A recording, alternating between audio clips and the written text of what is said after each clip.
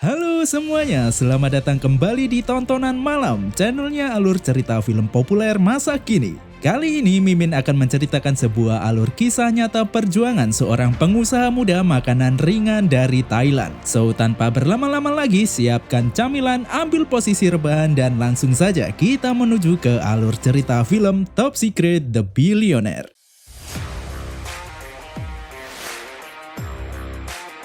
Film dimulai dengan seorang pemuda bernama Top Itipat yang sedang belajar di ruang kelas.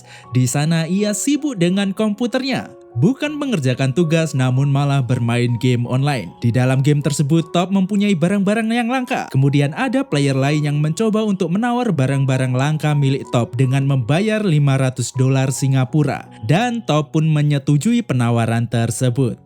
Selepas sekolah, Top meminjam rekening pamannya untuk bertransaksi di dalam game. Seketika itu juga, Top berhasil mengumpulkan banyak uang hasil penjualan barang-barang langka di game online. Bahkan Top berhasil membeli sebuah mobil dengan uangnya sendiri dan membawanya ke sekolah. Namun ketika akan masuk ke sekolah, Top dihadang oleh satpam dan tidak diperbolehkan masuk ke sekolah. Namun karena sudah memiliki uang yang banyak, Top pun menyuap satpam tersebut agar ia bisa masuk ke dalam sekolah dengan mobil barunya. Namun hal tersebut diketahui oleh kepala sekolah dan memarahi Top karena tindakannya tersebut. Lagi-lagi Top kembali menyuap kepala sekolah, namun hal itu ditolak mentah-mentah oleh kepala sekolah. Top yang sekarang mempunyai mobil pribadi menjadi primadona baru di sekolahnya. Tak terkecuali Lin yang juga terpesona dengan Top. Mereka pun akhirnya kencan sampai larut malam. Sesampainya di rumah, Top pun langsung disidang oleh orang tuanya. Mereka bertanya bagaimana cara Top mendapatkan uang sebanyak itu. Top pun menjelaskan kepada mereka bahwa ia mendapatkan uang dari berjualan di game online. Namun kedua orang tua Top tidak percaya, malahan mereka mengira Top terlibat dalam perjudian. Mereka pun meminta Top untuk fokus terhadap pendidikannya dan berhenti bermain game. Tak peduli dengan omongan orang tuanya, Top terus bermain game sampai ia lulus SMA. Top pun juga tidak peduli dengan ketidaklolosannya masuk ke perguruan tinggi. Top yang terlena akan uang selalu memburu kesenangannya sendiri dengan cara membeli konsol gaming terbaru. Sepulang dari belanjanya, ibu Top bertanya kepada Top tentang hasil seleksi perguruan tingginya. Top pun menjawab bahwa ia tidak lulus masuk perguruan tinggi negeri, namun ia lolos masuk perguruan tinggi swasta. Hal itu lagi-lagi membuat marah kedua orang tuanya, khususnya ayah Top. Ia merasa bahwa perguruan tinggi swasta terlalu mahal dan menyuruh Top untuk melanjutkan sekolah tingkat diploma saja karena lebih murah. Namun Top dengan sombongnya berkata, "Aku tidak butuh uangmu, aku akan tetap sekolah dengan uangku sendiri." Top pun bergegas pergi dan melanjutkan bermain game. Tetapi seperti mendapat karma seusai membentak orang tuanya, tiba-tiba akun game miliknya diblokir dan Top tidak bisa mendapatkan uang lagi dari game online. Top yang menyadari jumlah uangnya sekarang tidaklah cukup untuk mendaftar di sekolah swasta, akhirnya memutar otak dengan cara berjualan DVD player. Namun bukannya untung malah buntung yang didapat oleh Top. Semua DVD yang dibeli oleh Top ternyata rusak. Top pun kembali ke toko dan protes ke penjual DVD tersebut, tetapi penjual tersebut tidak mau memberikan ganti rugi karena DVD tersebut tidak bergaransi. Merasa ditipu oleh si penjual membuat Top marah dan merusak kaca etalase toko tersebut. Si penjual pun menampar Top dan menyuruhnya pergi. Di perjalanan pulang, Top memberikan tumpangan kepada ayahnya untuk pulang bersamanya. Sepanjang jalan, ayah Top menasihati Top bahwa bisnis itu keras, tidak seperti membalikkan telapak tangan. Ayah Top pun kembali menawarkan uang kepada Top agar Top melanjutkan sekolah, namun Top kembali menolak uang tersebut. Malam harinya, Top yang sudah kehabisan akal mencari uang akhirnya terpaksa menggadaikan jimat milik ibunya untuk mendaftar ke sekolah swasta. Waktu pun berlalu, Top berhasil masuk ke sekolah swasta, namun karena merasa bosan, ia pun menyuruh temannya yang bernama Jack merekam penjelasan dosennya dan ia pun bergegas keluar kelas. Sehabis keluar kelas, Top menghampiri pacarnya, Lin, untuk menemaninya mencari makan, tetapi karena Lin masih ada kelas, akhirnya Top pergi sendirian. Di perjalanan, Top melihat promosi bazar makanan di sebuah mall. Ia pun pergi ke sana dan mencicipi sampel makanan yang ditawarkan. Kemudian ia tertarik dengan mesin pemanggang kacang otomatis. Ia pun kemudian menyewa mesin itu dan membawanya pulang ke rumah. Sesampainya di rumah, lagi-lagi ayah Top marah dengan kelakuan Top yang terus menghambur-hamburkan uang dan tidak fokus ke pendidikannya. Top yang sudah terlanjur terjun ke dunia bisnis akhirnya belajar dari pedagang kacang di pinggir jalan. Ia mengamati bagaimana cara memilih kacang yang baik, memasak kacang yang baik, sampai bumbu rahasia yang digunakan untuk memanggang kacang agar mendapatkan rasa yang enak. Selesai dengan itu semua, Top pun menyodorkan sampel kacang panggang miliknya ke paman dan kedua orang tuanya. Mereka pun kompak mengatakan bahwa kacang milik Top sangatlah enak. Dengan kepercayaan tinggi, Top dibantu pamannya langsung menyewa sebuah stand di mall. Namun karena Top belum paham cara berjualan yang baik, kacang panggangnya tidak begitu laku di hari pertama. Suatu ketika Top menemani Lin di pasar untuk berbelanja. Top mengamati cara pedagang sekitar menjual barang dagangannya.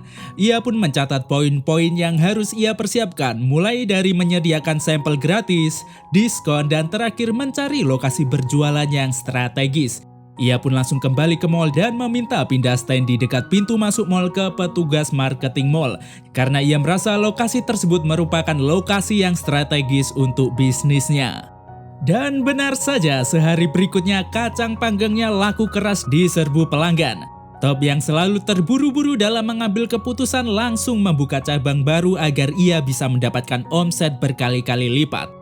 Saat akan membuka cabang baru, tiba-tiba Lin datang menghampiri Top dan meminta Top agar tetap fokus terhadap pendidikannya. Karena ia merasa pendidikan SMA tidaklah cukup untuk kedepannya. Keesokan harinya, pihak pengelola mall mendatangi stand milik Top dan memberikan sanksi kepada Top karena asap dari pemanggang kacangnya mengotori plafon mall. Mereka mengancam akan memutus kontrak apabila tidak segera membereskan hal tersebut. Top pun berjanji akan memperbaiki plafon yang rusak. Malam harinya saat Top mengecat plafon, ia didatangi oleh satpam mall dan menyuruh Top untuk segera pulang karena mall akan segera ditutup. Top yang belum selesai meminta waktu sebentar lagi sambil memberikan uang sogokan kepada satpam tersebut. Tetapi dengan tegas satpam tersebut menolaknya dan menyuruh ibu Top untuk mengajari kejujuran kepada Top. Merasa kesal, Top pun bergegas keluar dari mall. Dari belakang, ibu Top menyuruh Top untuk menghentikan semua bisnis Top dan memintanya untuk ikut terbang ke Cina menyusul kakaknya. Mendengar hal itu membuat Top bertambah marah karena ia merasa tidak dihargai di keluarganya. Di hari berikutnya, Top akhirnya setuju membuat paspor untuk persiapan pindah ke Cina. Namun tiba-tiba ia berubah pikiran dan keluar memberitahu ibunya bahwa ia akan tetap di Thailand. Ia juga berjanji akan melanjutkan sekolah dan melupakan bisnisnya. Waktu kepindahan orang tua Top pun tiba. Ia mengantarkan kedua orang tuanya ke bandara. Tak lupa ayah Top kembali mengingatkan Top agar ia tetap fokus ke pendidikannya. Sepulang dari bandara, Top langsung melanjutkan perbaikan plafon mall. Namun ia gagal menyelesaikannya dan akhirnya dilarang berjualan kembali di mall. Ujian kehidupan datang silih berganti di kehidupan Top. Mulai dari uang yang habis, bisnis berantakan, sampai dengan rumah kedua orang tuanya juga akan disita oleh pihak bank. Hal itu membuat Top sedih sampai-sampai Lin bingung dengan keadaan Top. Di dalam mobil, Lin terus menyemangati Top agar ia mau melanjutkan kembali sekolahnya. Top pun dengan berat hati berjanji akan hal itu kepada Lin. Lin pun menawarkan cemilan rumput laut goreng kepada Top dan lagi-lagi jiwa bisnis Top kembali muncul setelah memakan rumput laut tersebut. Keesokan harinya, Top memutuskan untuk menjual seluruh mesin pemanggang kacangnya dan membeli bahan mentah rumput laut yang kemudian dia goreng untuk memulai bisnis barunya. Proses masak pun dimulai. Paman Top mencoba menggoreng rumput laut namun berakhir gagal. Rumput laut yang digorengnya rasanya pahit. Top yang sudah kehilangan banyak uang dan kehabisan bahan rumput laut pun kembali memutar otak untuk tetap bertahan. Ia pun memutuskan menjual seluruh komputernya agar ia bisa mendapatkan bahan baku rumput laut lagi. Sepulang dari membeli rumput laut, Top langsung mencari pamannya. Tetapi betapa terkejutnya Top karena pamannya jatuh pingsan di dapur. Hal itu membuat Top buru-buru membawa pamannya ke rumah sakit. Keesokan paginya, Top melanjutkan kembali percobaan bisnis rumput lautnya, namun ia tetap saja gagal mendapatkan rasa yang enak. Sampai pada akhirnya Top menemukan sebungkus rumput laut yang basah terkena air hujan semalaman. Ia pun kemudian mencoba menggorengnya dan tak disangka-sangka, ia berhasil mendapatkan formula cara menggoreng rumput laut yang benar dan mendapatkan rasa yang enak. Dengan semangat Top pergi menjenguk pamannya di rumah sakit dan menyuruh pamannya memakan rumput laut buatannya. Paman Top pun terkejut dengan hasil gorengan Top yang begitu enak. Top berhasil memulai bisnis barunya dan membuka stand di sebuah mall. Di sana rumput laut gorengnya sukses diserbu banyak orang. Sampai-sampai Top membuat target omset penjualannya 1 juta baht per tahun. Tiba-tiba ia ditelepon oleh kedua orang tuanya. Di situ Top menyuruh ayahnya jujur berapakah hutang ayahnya di bank. Ayahnya pun jujur mengatakan bahwa ia memiliki hutang sebesar 40 juta baht di bank. Di sini Top terkejut karena jika target omset per tahun Top sebesar 1 juta baht maka ia baru bisa melunasinya di 40 tahun kemudian. Di rumah, Top pun kembali merenung bagaimana cara memperluas pasar bisnisnya. Ia kemudian belajar dari penjelasan dosennya yang dulu sudah ia rekam sewaktu bersekolah. Tetapi karena baterai tape recordernya habis, ia kemudian membeli baterai di sebuah minimarket 7-Eleven. Di saat berjalan keluar, disitulah Top baru sadar bahwa banyak sekali outlet 7-Eleven dan dari situ ia bisa memperluas bisnis rumput lautnya. Ia kemudian bergegas menuju ke kantor 7-Eleven dan bertemu dengan manajer 7-Eleven. Namun hal itu sia-sia karena produk Top tidak begitu menarik dari segi packaging sampai dengan harga yang cukup mahal untuk dipasarkan. Dengan berat hati ia pun kembali ke rumah. Di sana ada Lin yang sudah menunggu Top. Namun Top tidak memperdulikan kehadiran Lin. Lin kesal dengan sikap Top yang semakin tidak peduli dengan hubungan mereka berdua. Lin pun meremehkan bisnis Top dan membujuk Top sekali lagi untuk melanjutkan kuliah.